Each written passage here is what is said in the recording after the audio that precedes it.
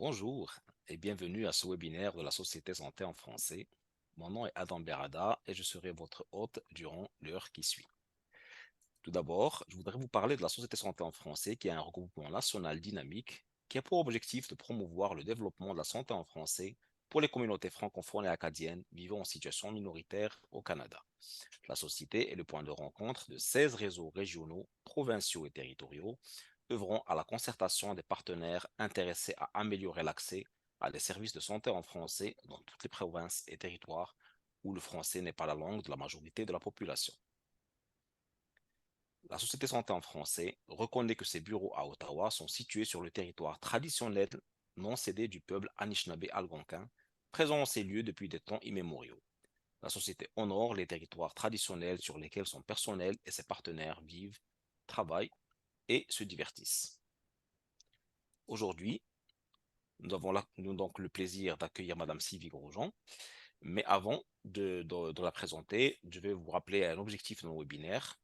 Donc, les objectifs principaux sont ceux d'offrir un meilleur accès aux nouvelles connaissances, faciliter la prise de décision éclairée par les données probantes et favoriser les interactions entre producteurs et utilisateurs de connaissances. J'en reviens donc à notre panéliste, Madame Sylvie Grosjean, donc PhD, professeure titulaire de la chaire de recherche en francophonie internationale sur les technologies numériques de santé à l'Université d'Ottawa. Bonjour Sylvie, c'est un plaisir de vous Bonjour. avoir parmi nous.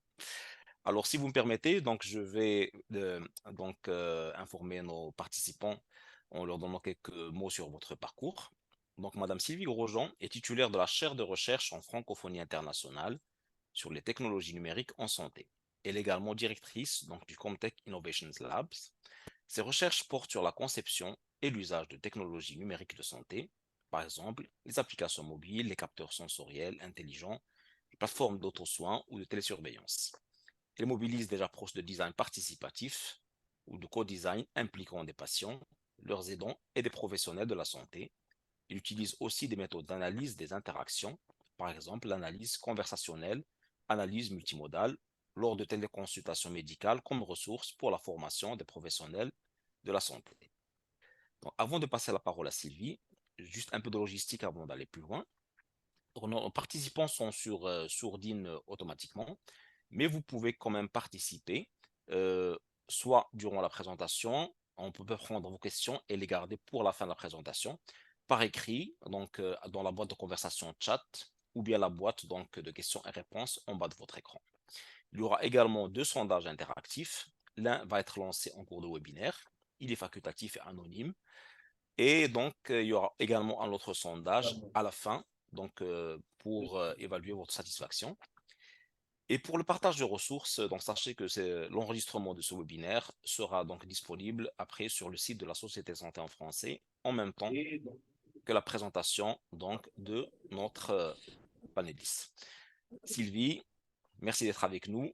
J'arrête cette présentation et je vous passe la parole.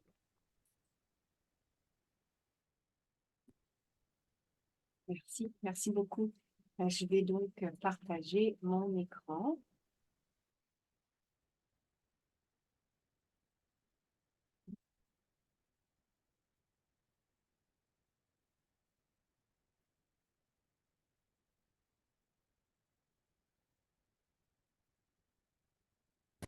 Vous devriez voir mon écran normalement maintenant. Oui, on le voit. Très bien. Parfait. Je vais mettre dans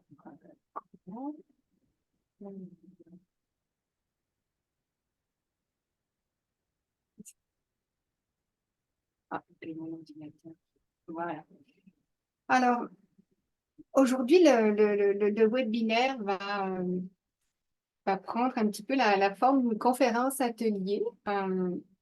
J'ai choisi ce format parce que je vais à la fois vous présenter les résultats d'une recherche qu'on a menée, mais en même temps, je vais vous inviter un petit peu à explorer avec moi certaines avenues en ce qui concerne le futur des soins virtuels pour les francophones vivant en contexte minoritaire.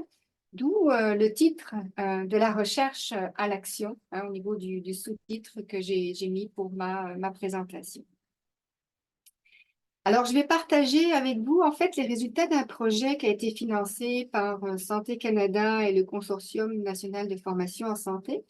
Et ce projet s'intitulait Définir l'avenir des services de santé numérique avec les francophones en situation minoritaire de l'Ontario.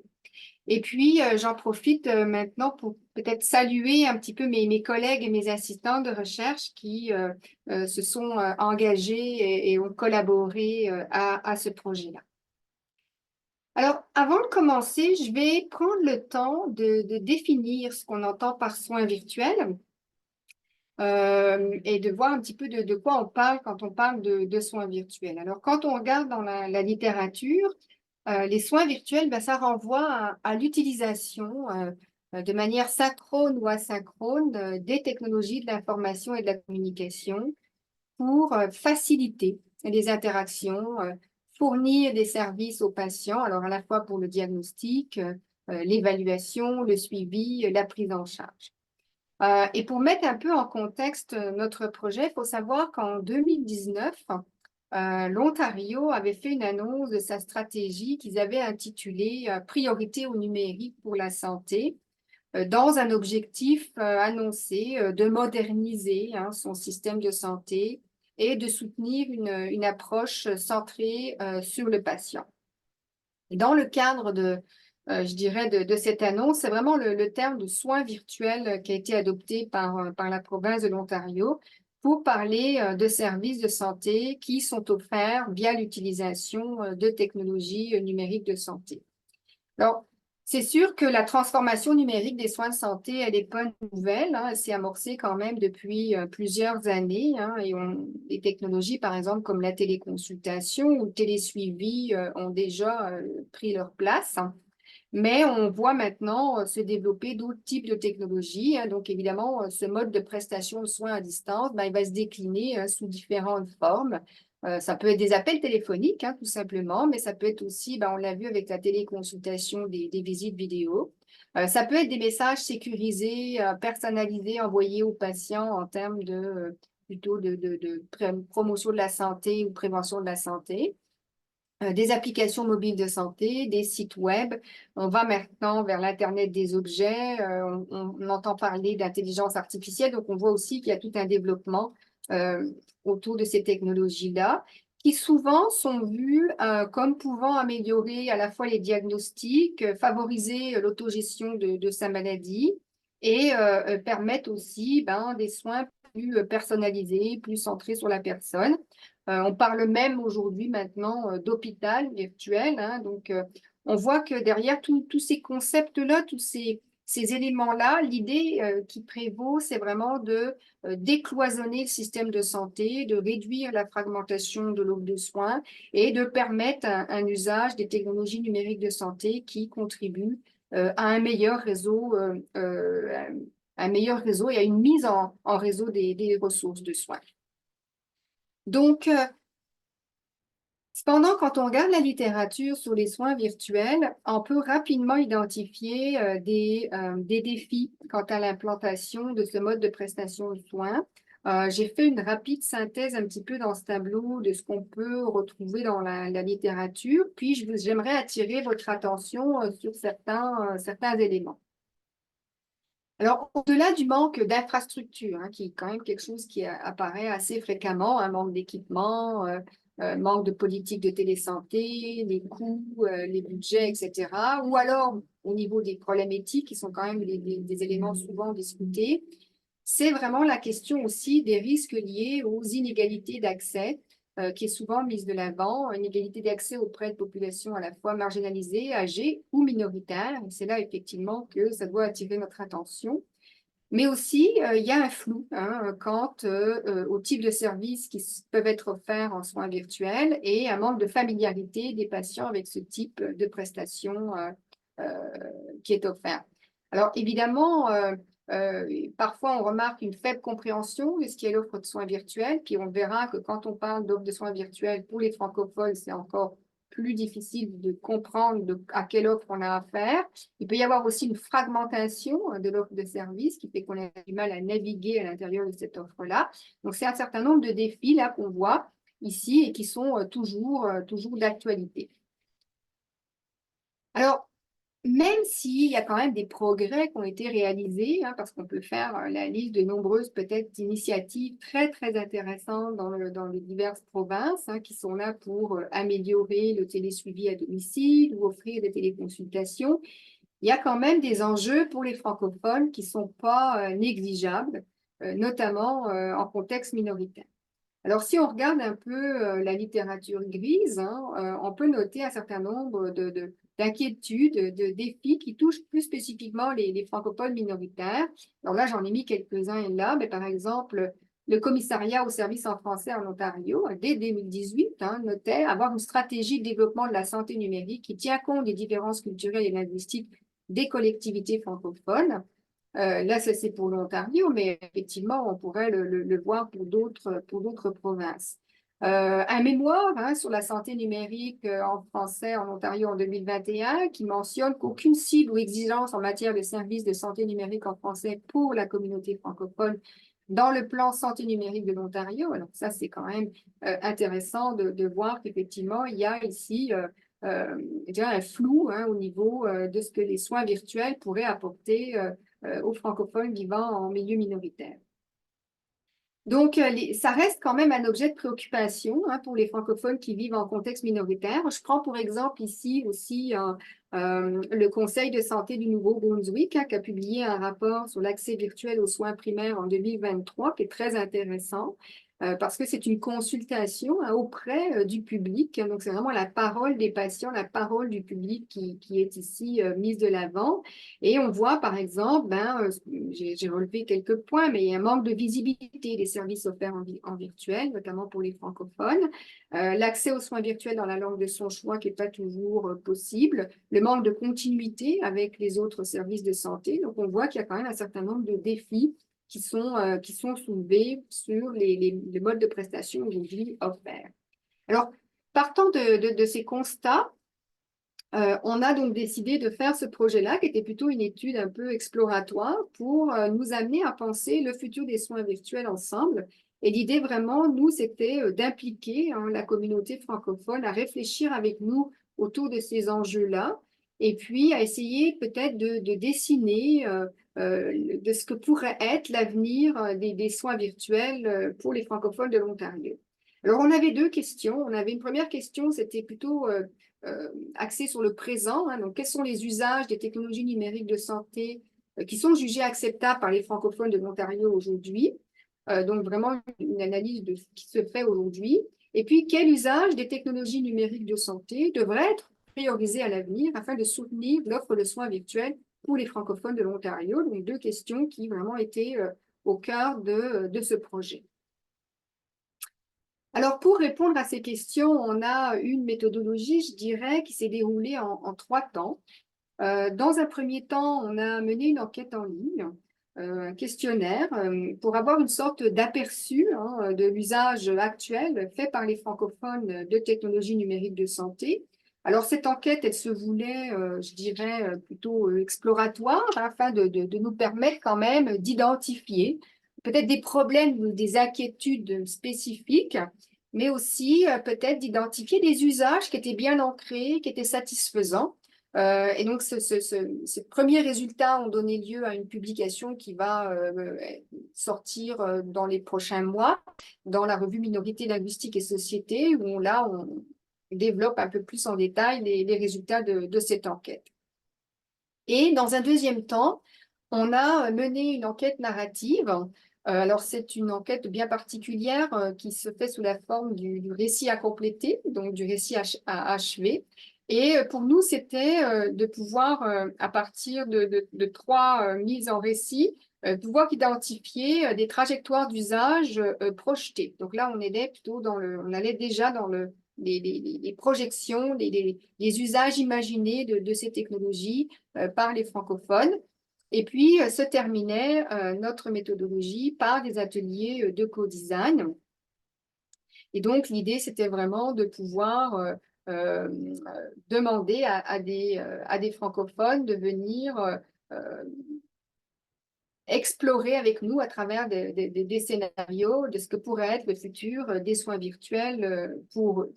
Je reviendrai un petit peu sur ces deux méthodes-là parce que c'est ce qui va être un peu au cœur de ma présentation d'aujourd'hui.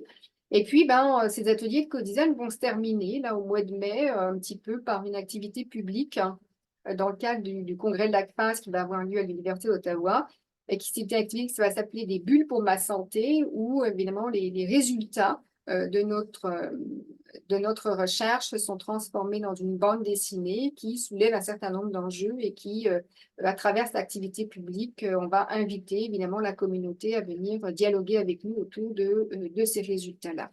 Donc, vous voyez ici aussi l'idée de vouloir impliquer les francophones dans cette démarche de réflexion sur le futur des soins virtuels. Alors, la méthode d'enquête sur la méthode du récit achevé, c'est une méthode qui a été développée par des chercheurs anglo-saxons, notamment Deborah Lupton, et qui est intéressante parce qu'elle est très flexible et puis elle permet aux gens de prendre part à une recherche sans avoir une expérience personnelle des technologies. Donc, du coup, c'était intéressant pour nous de pouvoir dialoguer ou faire dialoguer nos participants autour de ces questions des technologies sans forcément qu'ils aient eux-mêmes utilisé ces technologies-là. Le but, ça va être pour nous, comme chercheurs, de créer des récits inachevés à la troisième personne qui mettent en scène des personnes, alors vous voyez là, d'âges différents, qui vont utiliser différentes technologies. On a fait le choix de travailler autour de 3 technologies. La première, c'était une technologie de télédétection des chutes. On a fait ce choix-là parce qu'évidemment, il y a pas mal de technologies qui se développent pour les personnes âgées, pour le maintien à domicile, etc. Donc, c'est une technologie qui existe déjà dans l'écosystème. Ensuite, on a demandé pour le télésoin pour surveiller une maladie cardiaque, ça aurait pu être un autre type de maladie, mais là, on est plus sur du télésoin à domicile, sur un suivi d'une maladie chronique. Et puis, en fait, on a fait le choix à la fin d'une technologie un peu plus proche de nous avec justement un agent conversationnel pour les cas urgents, donc pas forcément qui existent, mais qui pourraient à l'avenir se développer. Donc, l'idée vraiment de cette méthode, c'était de pouvoir faire émerger des récits qui sont des interprétations que les gens vont donner à ces scénettes. Alors, comment on a analysé ces récits-là? Eh bien, on a procédé en 2 temps. Dans un premier temps, on a collecté tous les récits qu'on a obtenus. On a fait une analyse thématique pour essayer d'extraire les principaux thèmes. Et à partir de là, on a aussi travaillé à partir de là pour faire une cartographie des trames narratives.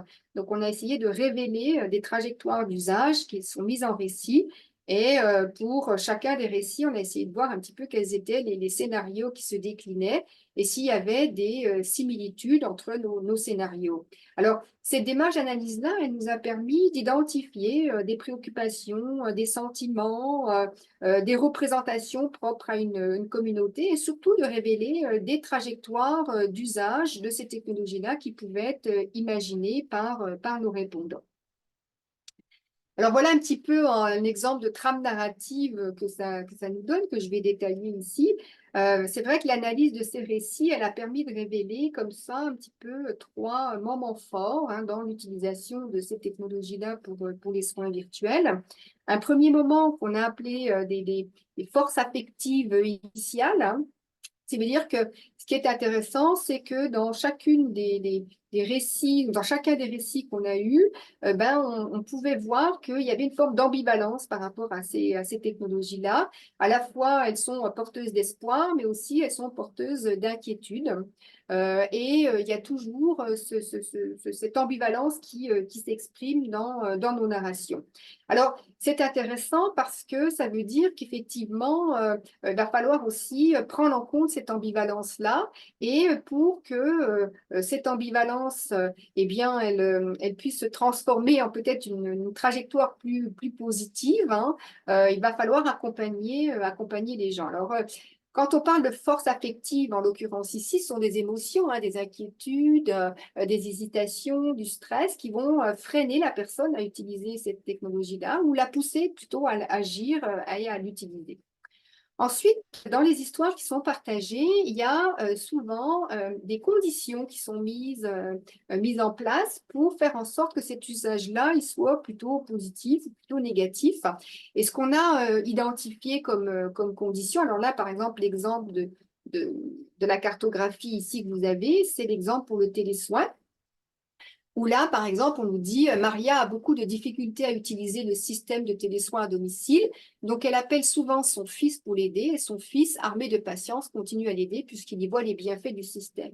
Donc il y a toujours une forme, dans les histoires, une forme d'apprentissage à utiliser cette technologie-là, et cet apprentissage se fait par un accompagnement. Donc les répondants nous disent, ben, c'est soit un aidant naturel qui va accompagner, soit ça va être un professionnel de la santé qui va accompagner hein, ce travail d'appropriation de la technologie. Et les gens ont besoin de temps pour se l'approprier, faire en sorte qu'ils l'intègrent dans leur routine quotidienne. Et puis, à côté de ça, mais il y a des conditions qu'on a appelées des conditions d'intégration à cette technologie pour faire en sorte que son usage se fasse ben, dans le long terme.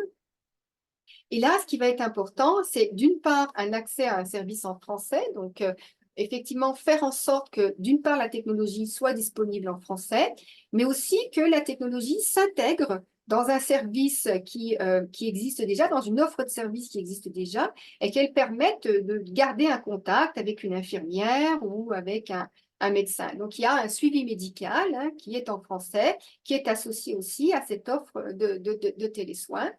Il y a aussi le fait que ces technologies-là peuvent soutenir une communication régulière avec l'équipe de soins, donc des suivis réguliers, partager des données, des rétroactions, des appels à domicile, etc. Alors, par exemple, on a un exemple ici, les résultats sont bien reçus par l'infirmière, un suivi est fait à distance par téléphone, car quelques résultats sont à la limite des normes pour sa condition.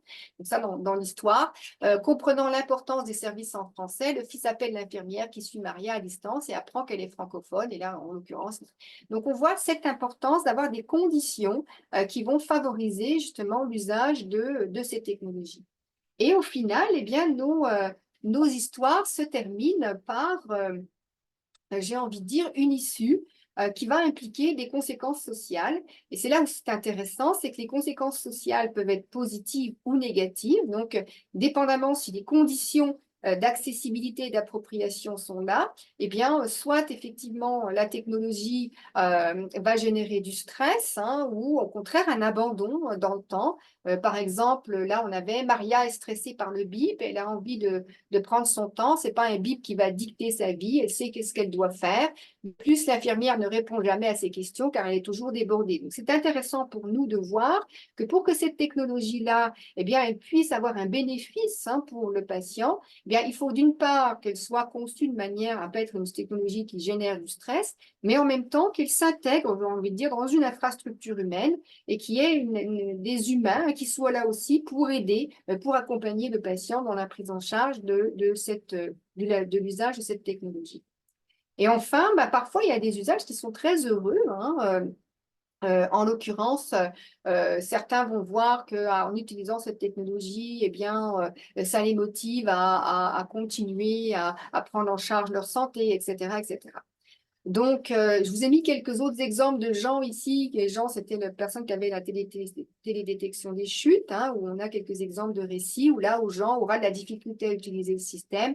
L'opérateur sera anglophone et ça va prendre du temps avant que l'ambulance arrive. Donc, on a aussi des issues, des conséquences sociales qui peuvent être très négatives si certaines conditions ne sont pas respectées. Donc, c'était intéressant de pouvoir avoir accès avec cette enquête narrative-là un petit peu à la manière dont les francophones se projetaient par rapport à l'usage de ces technologies-là et quelles étaient en fait les conditions qu'ils jugeaient importantes à prendre en considération pour qu'il y ait un usage aux conséquences sociales plutôt positives. Ensuite, dans un deuxième temps, eh bien, on a fait nos ateliers de co-design et là, on a utilisé une méthode particulière qui s'appelle la méthode des personas, qui était C'est une méthode utilisée en conception, hein, pour avoir notamment une diversité, hein, de profils de francophones. Donc, on a créé ces personas à partir de données statistiques et de profils variés de francophones. J'en ai mis quelques exemples ici, mais on en avait une dizaine, hein, de personas. Et l'objectif pour les participants à l'atelier, c'était à partir de cartes, d'imaginer des scénarios d'usage de technologies pour accéder à des soins virtuels. Donc des scénarios qui étaient créés pour chacune de nos personas. Et ces personas, eh bien, elles représentaient des francophones vivant en Ontario, au profil varié, hein, dans différentes régions de l'Ontario, ayant des conditions médicales ou non, ayant un niveau de littératie en santé et technologique différent, etc., etc. Et donc, les scénarios partagés nous ont permis, dans un premier temps, de faire ressortir un petit peu aussi, hein, comme on est toujours sur un modèle narratif, hein, une trame narrative, hein, qui faisait émerger des thèmes centraux, j'ai envie de dire. Et là, on a trois grands thèmes qui sont apparus dans ce qui a été partagé au niveau des scénarios. Un des premiers thèmes, c'était des enjeux par rapport à l'accès et à la navigation. Donc souvent, ce qui était mis de l'avant dans les scénarios, c'était l'idée qu'on avait un francophone qui cherchait d'avoir un contact avec un médecin ou un service en français. Et que la première des choses ou la première difficulté à laquelle il était confronté, c'était de chercher de l'information fiable et c'était de trouver des ressources de santé en français.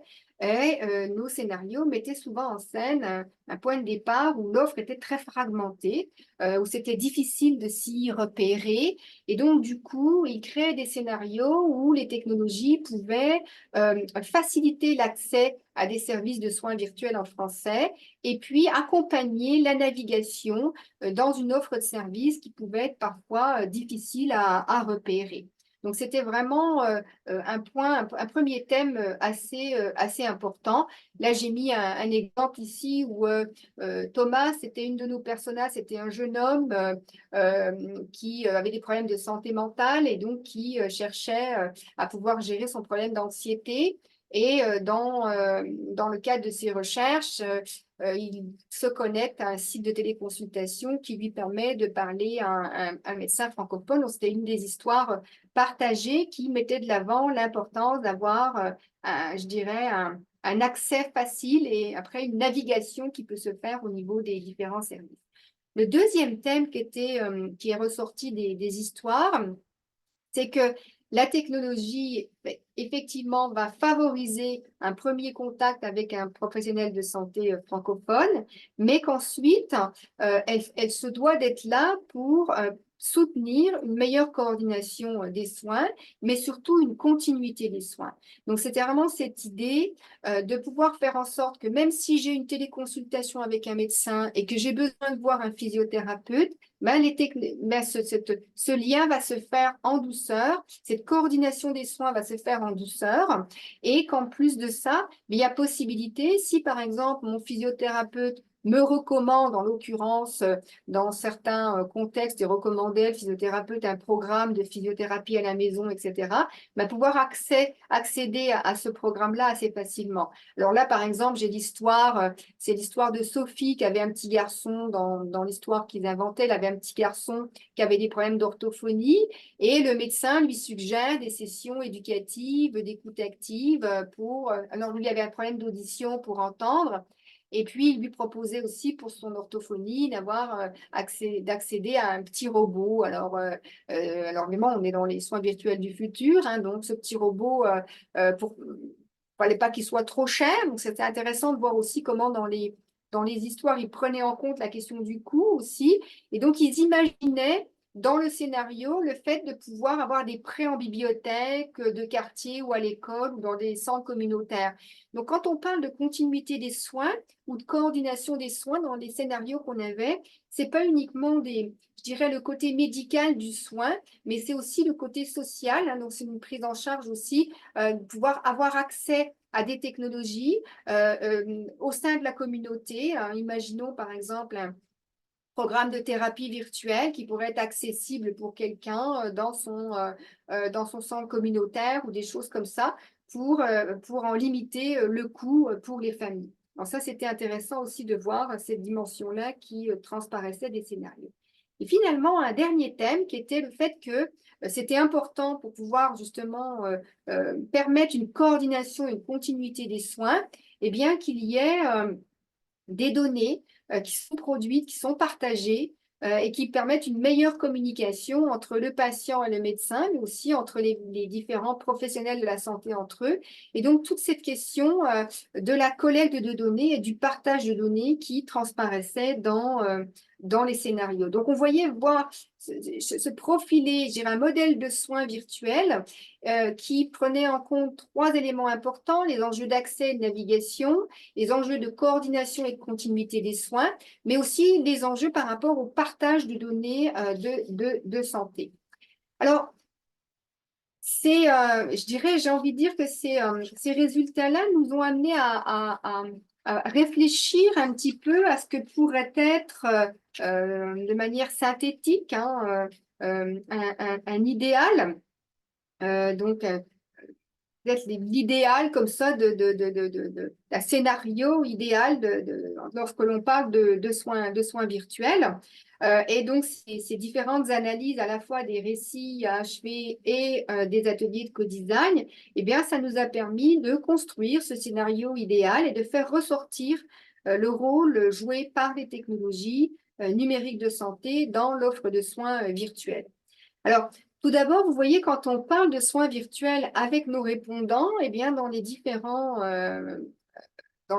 scénarios qu'on a eus, puisqu'on parle des soins virtuels du futur, bien, on parlait évidemment des soins distants, donc qui pouvaient être plus liés à la téléconsultation hein, ou au télésuivi à distance, des soins connectés, donc le fait de pouvoir connecter des données ou se connecter à des ressources, etc., et pouvoir soi-même à la maison prendre en charge un certain nombre d'éléments de sa santé. Et puis, des soins augmentés qui utilisent des technologies qui vont se développer à l'avenir et qui peuvent être basées sur l'intelligence artificielle. Donc, pour nos répondants, les soins virtuels, hein, c'est à la fois soins distants, connectés et augmentés pour ce qu'ils voyaient du futur. Et alors, par rapport au modèle même de soins virtuels, il reposait sur trois éléments. Hein. On avait dans tout, je dirais, nos données, la question de la navigation, l'enjeu de navigation, de connexion et d'accès. Donc, cette idée qu'effectivement, les technologies numériques de santé doivent nous permettre un accès facilité aux soins virtuels et donc par une connexion qui est facilitée à différents types de technologies et aussi une aide à la navigation dans une offre de services qui peut être pléthore ou qui peut aussi être parfois fragmentée. Donc, il y avait vraiment cette idée de pouvoir ou se connecter à une plateforme, ou se connecter à une application ou à un service particulier, mais un point de connexion qui, à un moment donné, va permettre aux francophones eh bien, de naviguer dans l'offre de soins virtuels en français, de se mettre en connexion avec un professionnel de la santé et puis de pouvoir comme ça accéder à un professionnel dans sa langue qui va poser un diagnostic. Alors ça, c'était un premier élément. Deuxième élément au niveau des soins virtuels du futur, c'est des modèles de soins qui portent une attention sur la coordination et l'intégration des soins. Alors évidemment, la coordination, c'est la coordination entre les différents professionnels de la santé, mais aussi la dimension intégration que je trouvais intéressante dans les réponses de nos répondants, c'est une intégration pas uniquement du médical. Alors évidemment, il y en a par exemple qui disaient on veut que ça soit intégré. S'il nous fait une prescription pour des médicaments, ben, que ça puisse être envoyé directement à la pharmacie, etc. Mais c'est aussi une intégration dans la communauté. Ce qui veut dire que, par exemple, si on recommande un programme ou l'usage d'une technologie particulière qui peut être très dispendieux, eh ben, peut-être envisager des formes de collaboration ou d'intégration de services qui pourraient être offerts par des bibliothèques, si c'est des programmes d'orthophonie avec des petits logiciels ou par des centres communautaires, etc. Donc, il y avait cette idée de penser une intégration du soin virtuel au sein de la communauté, mais aussi penser une intégration du soin virtuel à partir des soins existant déjà. Donc, ce n'est pas une offre de soins nouvelle, mais c'est une offre de soins qui va s'intégrer à l'offre de soins existante. Et ça, il y avait aussi cette inquiétude de la part des francophones de voir les soins virtuels se substituer aux soins en présentiel. Et ça, c'est vraiment quelque chose qu'ils ne souhaitent pas. Et ils veulent qu'il y ait une bonne intégration entre l'offre de soins en présentiel et l'offre de soins virtuels. Ça veut dire qu'un parent, un patient orphelin pourrait se voir tranquillement connecté par une offre de soins en présentiel et quelqu'un qui est en présentiel peut se connecter à une offre de soins virtuelle, ce qui veut dire qu'on a une bonne intégration de cette offre-là avec les soins existants. Et enfin, le troisième élément, c'est la question de l'interconnexion et de la continuité des soins. Et ça, c'est un élément important, c'est qu'effectivement, dans tous les scénarios qu'on avait, il y avait cette idée que souvent, on va avoir des données de santé partagées. Certains, par exemple, repensaient le rôle du dossier patient informatisé pour en faire un dossier un petit peu plus augmenté. Certains aussi pensaient le partage de données avec les professionnels de la santé pour avoir peut-être une prise en charge plus personnalisée au niveau des soins. Donc, il y a vraiment ce travail d'interconnexion pour pouvoir s'assurer d'une forme de continuité aussi des soins qui sont offerts. Donc ça, c'est un petit peu le scénario idéal qu'on pouvait voir émerger de nos scénarios avec les francophones lorsque l'on leur demande de partager avec nous leur vision des soins virtuels du futur. Alors, ça nous a amené à faire une proposition. Cette proposition d'un modèle de soins virtuels pour les francophones minoritaires qu'on a appelé le modèle ASIC, c'est-à-dire accessible, connecté, intégré et continu. Donc, un modèle qui repose sur trois piliers, qui sont les trois éléments que j'ai annoncés tout à l'heure. Donc, un premier pilier qui serait la navigation, la connexion et l'accès, donc un point de contact numérique facilement identifiable pour les francophones, une facilitation de l'accès à des services en français, donc pouvoir naviguer facilement dans l'offre de services en français en soins virtuels, une mise en relation beaucoup plus facile avec un professionnel de santé francophone, donc vraiment premier élément au niveau de ce modèle-là. Alors, différentes technologies peuvent être utilisées pour ça. Et puis, c'est peut-être pas forcément qu'une seule technologie, ça peut être aussi un rassemblement de différentes offres technologiques. Ensuite, on a la coordination, l'intégration et l'interconnexion. Donc, c'est vraiment cette idée de pouvoir penser l'équité dans l'accès à ces technologies numériques de santé. Je parlais tout à l'heure de l'accès communautaire.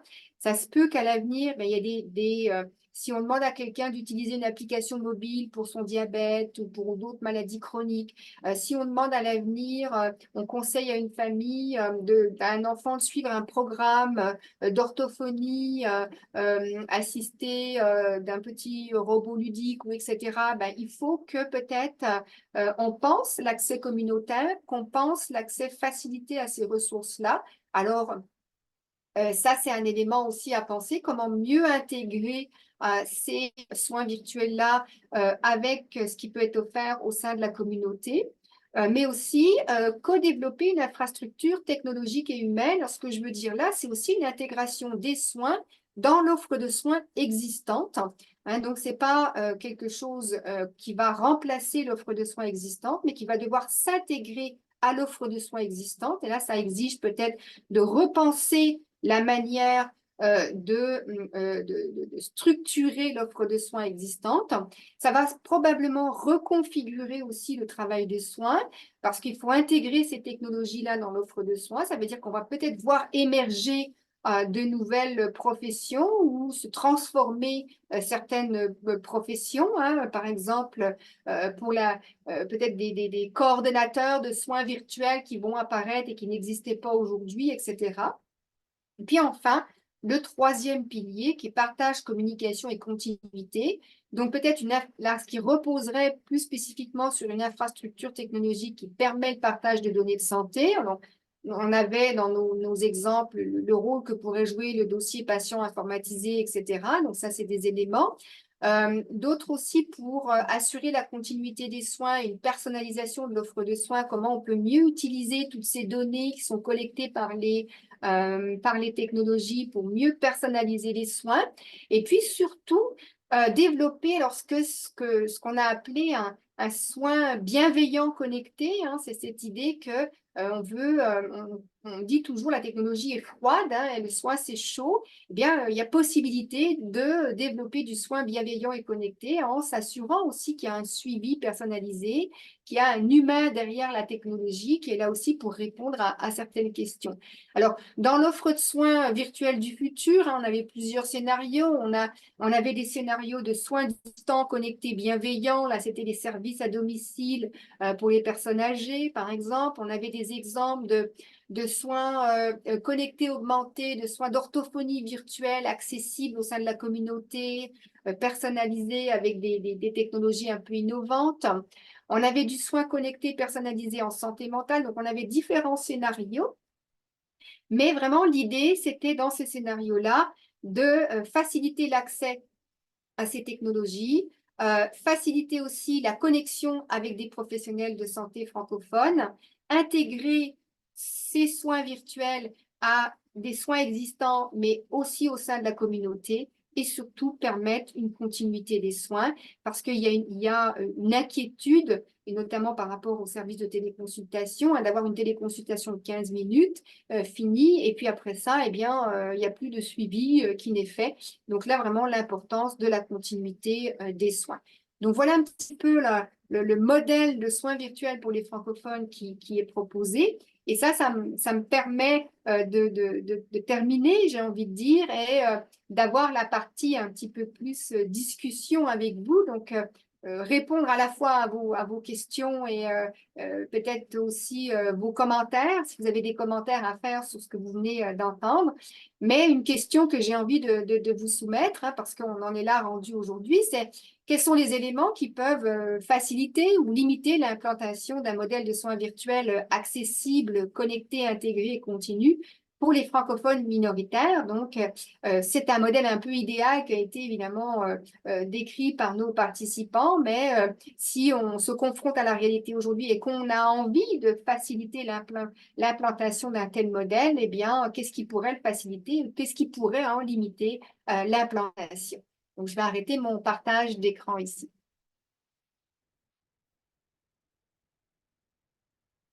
Voilà, pour pouvoir passer à la partie discussion. Merci beaucoup, Sylvie, pour cette présentation qui s'est révélée vraiment pleine de connaissances qu'on n'aurait même pas se soupçonner.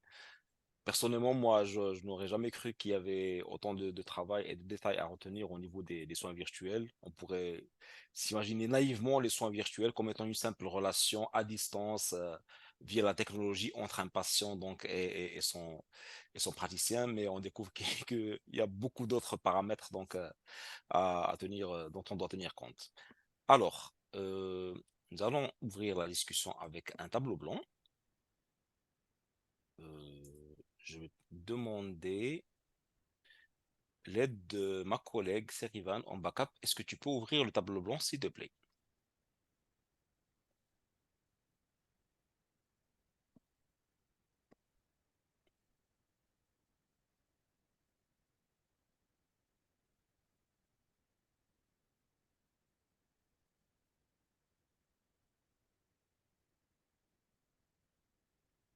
Donc, Sylvie, pouvez-vous nous expliquer donc comment nos participants donc, peuvent interagir avec le tableau?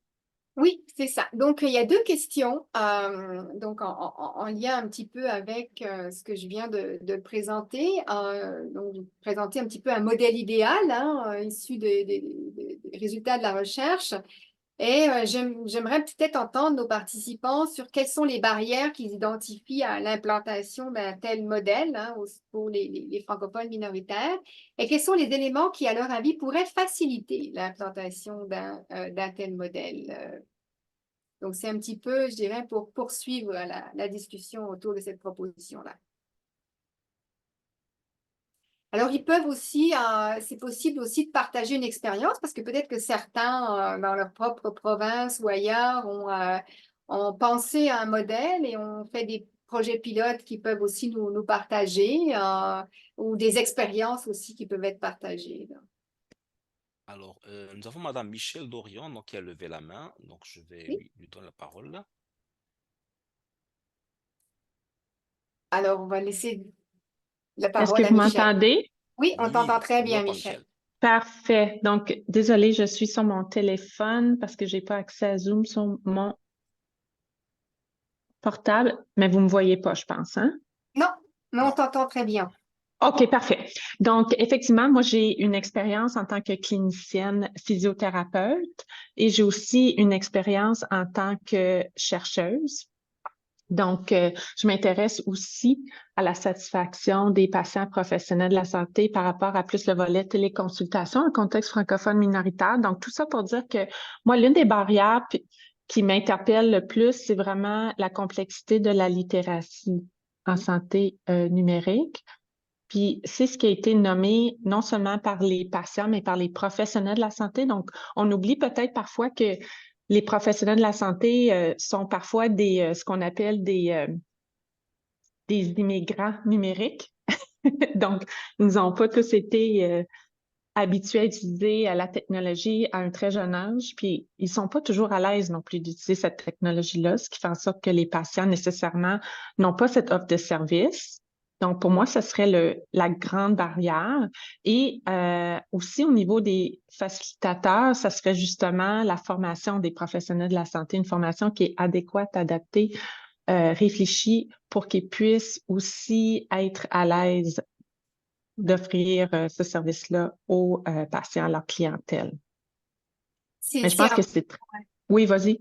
Oui, c'est un point qui est très, très intéressant parce que dans les récits que nous avions là, sur les Oui. récits, il y avait les conditions d'apprentissage là, qu'on a appelées comme ça. Puis dans ces conditions-là, il y avait cette idée de se sentir capable d'utiliser la technologie, donc cette littératie numérique là. Et effectivement, ce besoin pour Mhm. les patients d'être accompagnés dans cet usage-là au début, dans la prise en main. Et qu'il y avait un facteur Exact. temps aussi. Et donc, je pense que c'est des éléments importants. D'autant plus euh, que je pense aussi que l'accompagnement peut permettre à quelqu'un de se rendre compte très rapidement que tout compte fait, il peut assez facilement être à l'aise avec cette technologie-là, avec Mhm. juste l'accompagnement de très peu. Mais ça, je pense que c'est un élément important. Puis la formation des professionnels de la santé à l'usage même de ces technologies-là, mais la formation aussi peut-être pour former les patients d'une certaine manière ou pour les accompagner dans cet usage. Exactement. Pour les guider. Ouais. Tout à fait. Merci. Merci, Michel. Alors, en attendant d'autres interactions avec le tableau, nous avons donc deux questions. La première est de Monsieur Alan Katz et qui demande, en tant que facilitateur, avez-vous envisagé le recours à des traducteurs médicaux certifiés en ligne pour surmonter les barrières linguistiques lorsque les prestataires de soins de santé sont unilingues anglophones? Alors, ça, c'est à double tranchant. Mhm.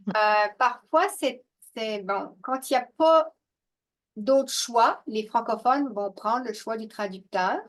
Mais je pense que il faudrait aller voir la littérature. Je pense qu'en termes de satisfaction aussi, parfois, vous avez des patients qui préfèrent être seuls avec leur professionnel de la santé. Mhm. Ça pose la question aussi de la confidentialité, de l'intimité, de ce qu'on peut dire et partager, parfois sur des problèmes qui peuvent s'avérer intimes. Le fait d'avoir une tierce personne, ça peut être aussi problématique pour certaines personnes. Et puis, la disponibilité des traducteurs, hein. Moi, je pense qu'il y a aussi un gros enjeu de disponibilité des gens par rapport à cette traduction-là. C'est pas toujours évident. Souvent, on va privilégier des gens qui sont allophones, donc qui ont une mauvaise maîtrise ou de l'anglais ou du français. Mais c'est des éléments aussi à prendre en considération. Mais c'est pas la même. La relation thérapeutique est forcément changée quand il y a un tiers. Merci beaucoup, Sylvie. Nous avons une seconde question de Monsieur Paul Denis, donc directeur du réseau santé en français de l'Alberta. Comment réagissent les autorités de la santé actuellement? Sont-ils ouverts à l'idée d'augmenter l'accès aux services virtuels pour rejoindre les francophones? Ben, je pense qu'aujourd'hui, moi, ce que je vois, alors je vais parler pour l'Ontario surtout, mais de ce que je regarde, il y a évidemment aujourd'hui beaucoup de téléconsultations qui sont offertes hein, parce qu'on veut désengorger les urgences, parce qu'on veut offrir, il y a beaucoup de patients orphelins, donc du coup on met la téléconsultation. La question qui est posée aujourd'hui et qu'on pose, c'est de la part du privé dans cette offre virtuelle-là. Et souvent, ben, comme s'il y a une grosse part qui est attribuée au privé, ben, c'est pas forcément rentable d'offrir des services en français. Donc, je pense que c'est pas une préoccupation aujourd'hui. Je pense qu'on a besoin, la communauté francophone, de se mobiliser pour interpeller parce que je pense qu'actuellement, il y a un gros développement des soins virtuels, mais sans forcément une prise en compte des besoins spécifiques des communautés francophones. Moi, quand j'ai commencé à faire ma recherche, j'ai essayé de trouver des travaux, des statistiques, etc. C'est très difficile. Il commence à y en avoir, mais je pense qu'on a besoin beaucoup plus de documenter les besoins spécifiques des communautés francophones pour appuyer les politiques, là, puis les forcer un peu à mettre en place des modèles de soins virtuels qui soient adaptés à ces communautés. C'est un peu le constat que je faisais dans les premières slides que j'ai montrées, là, avec une peu de prise en compte des spécificités culturelles et linguistiques. Merci beaucoup, Sylvie. Je rappelle donc à nos participants donc, qui peuvent lever la main donc, pour faire savoir leur intention donc, de s'exprimer et nous pourrons vous donner la parole pour participer donc, à ce petit exercice-là donc, d'identification des barrières ou des éléments facilitateurs à l'implantation de ce modèle de soins virtuels. Moi, personnellement, si m'est permis de donner mon avis, Oui, oui. il y a une barrière qui me paraît quand même assez forte, c'est celle de la disparité que ça pourrait créer, justement, dans l'implantation de ce modèle, avec notamment les personnes qui n'ont pas vraiment accès à la technologie. On sait très bien que dans un pays comme le Canada, nous avons donc des régions qui sont plus favorisées que d'autres en matière donc d'accès à Internet, puisque c'est ce qui va conditionner justement l'établissement d'un réseau de soins virtuels. Personnellement, je trouve que c'est une barrière qui mériterait quand même à ce qu'on s'y intéresse davantage pour essayer quand même de l'amoindrir autant que possible. C'est une barrière importante hein, parce qu'effectivement, il y a une disparité en termes de l'accès à Internet, il y a une disparité en termes de qualité de l'accès à Internet aussi. Et c'est pour ça que dans les solutions qui étaient proposées par nos répondants, je trouvais ça intéressant de penser l'intégration des soins dans une intégration au sein de la communauté. Parce que justement, je me dis, ben, c'est peut-être une piste à explorer pour répondre à cet enjeu de disparité en termes d'accès à des connexions. C'est-à-dire que si on implique un peu plus ben, les centres communautaires, les bibliothèques, etc., je ne sais pas, mais il y a peut-être quelque chose à penser. Des fois, on a tendance à penser le soin très médicalo-centré, hein, mais il y a peut-être une partie un petit peu plus intégration des services sociaux, des services communautaires à cette offre de soins virtuels qui pourrait se faire. Et peut-être, c'est une hypothèse à creuser, mais je trouve que dans les solutions proposées par nos participants, cette idée de se connecter avec des bibliothèques ou des centres communautaires, c'était pas inintéressant pour certaines communautés, par exemple. Merci beaucoup, Sylvie. Nous avons un commentaire donc, de Madame Nathalie Boivin que nous saluons. J'aborde dans le sens de Michel Dorian en lien avec la littératie des francophones, un autre élément en lien avec l'accès à la technologie par les gens, qualité de la connexion et matériel, besoin de formation des utilisatrices et utilisateurs, besoin de rassurer les gens quant à la confidentialité des informations. Ouais. Et dans les éléments facilitateurs, on ajouterait la créativité. Je m'empresse de noter ça tout de suite. Pour les éléments facilitateurs, la créativité, est-ce que c'est possible juste de développer un petit peu ou d'avoir un petit exemple en tête? Alors, Nathalie, je vais te passer la parole. Est-ce que vous m'entendez? Oui, on vous entend très Oui, bien. Oui, en fait, moi, j'avais plusieurs éléments, là. Je trouve ça complètement génial ce que vous proposez, Sylvie. Je me vois projeter dans l'avenir. J'entends les commentaires des autres, puis je rejoins là, plusieurs éléments qui ont été mentionnés par Michel, par Paul, Denis, concernant les autorités de santé actuellement. Est-ce qu'ils sont ouverts à ça? Donc, il y a des éléments qu'on peut voir comme des barrières, d'autres éléments que je peux voir comme des facilitateurs. J'ai mis la créativité parce que je sais qu'au niveau des francophones, et peut-être à cause des différents éléments de contexte dans lesquels vivent les francophones en situation minoritaire, les gens n'ont pas eu le choix que de développer de la créativité et de penser à des moyens de faire autrement, que ce soit pour rejoindre, pour participer. Donc, c'est ça que je vois, moi, dans ce que vous proposez au niveau des soins virtuels. Il y a tellement de moyens possibles avec ce que vous nous avez montré, les personas, les bandes dessinées et tout ça, que je peux voir que les francophones pourraient être vraiment intéressés à embarquer dans une démarche comme ça.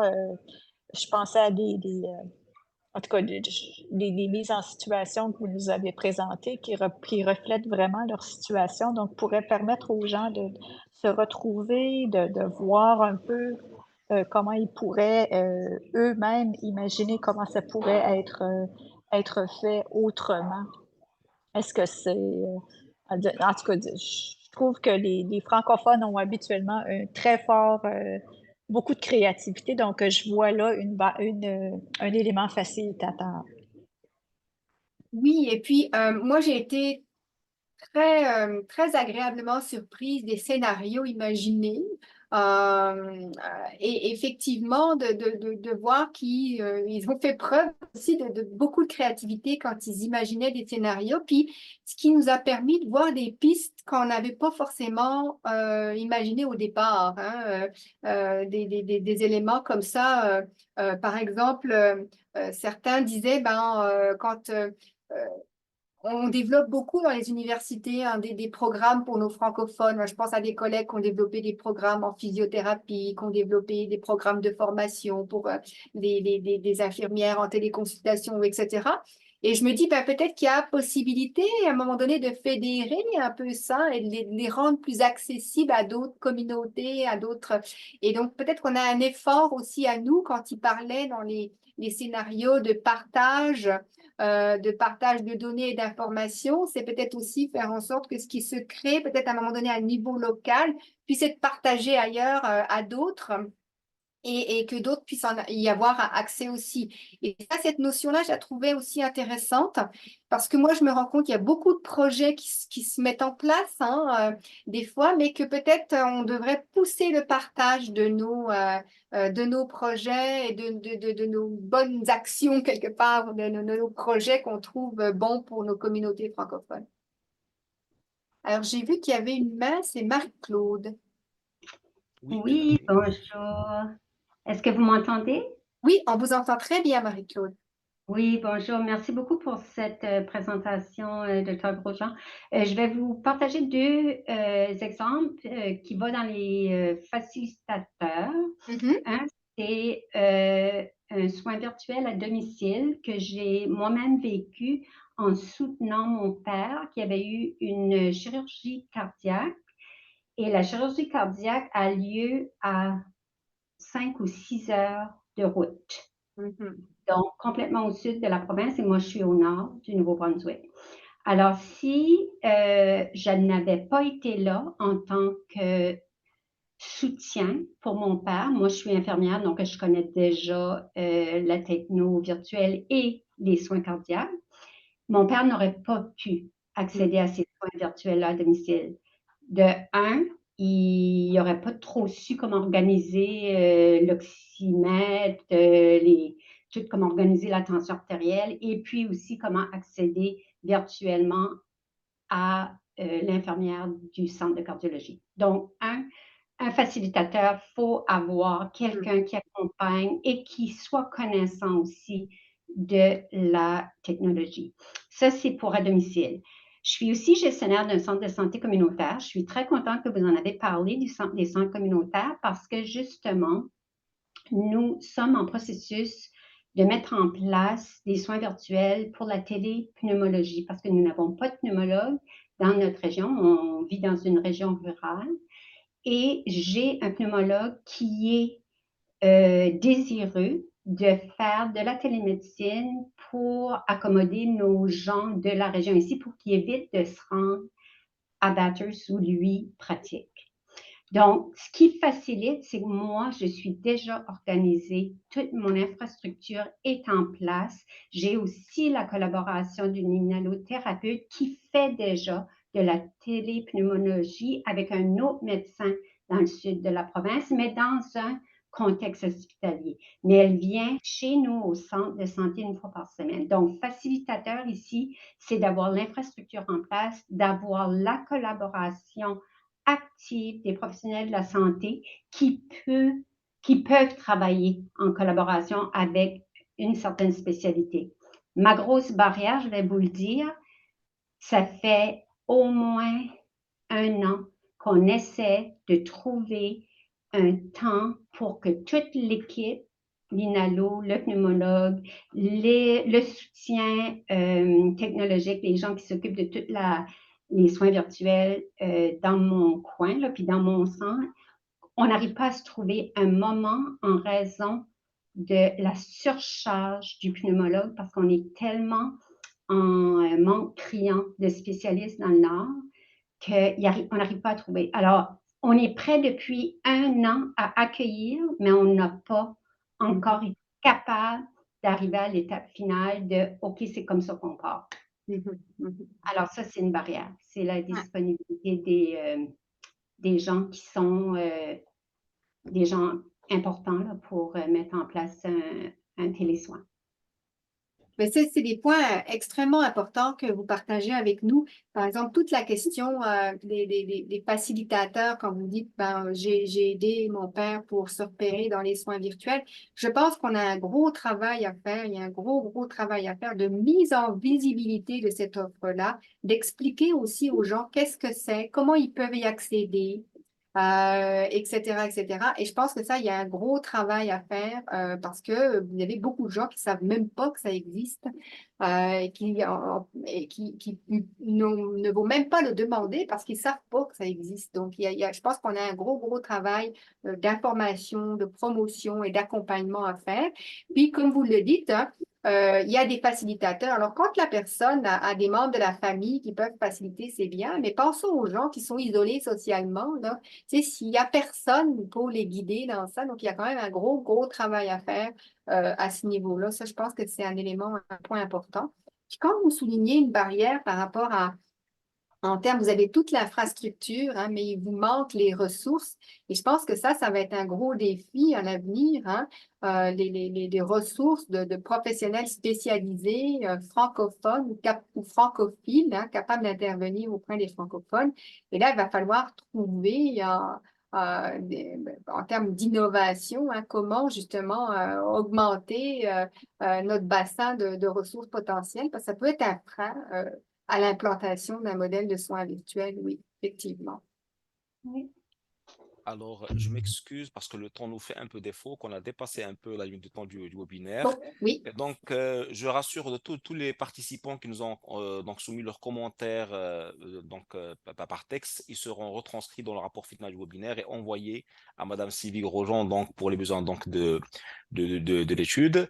Et je m'empresse aussi de vous rappeler que l'enregistrement donc, de ce webinaire sera disponible dans peu de temps sur le site de la Société Santé en français, avec la présentation de Madame Sylvie Grosjean.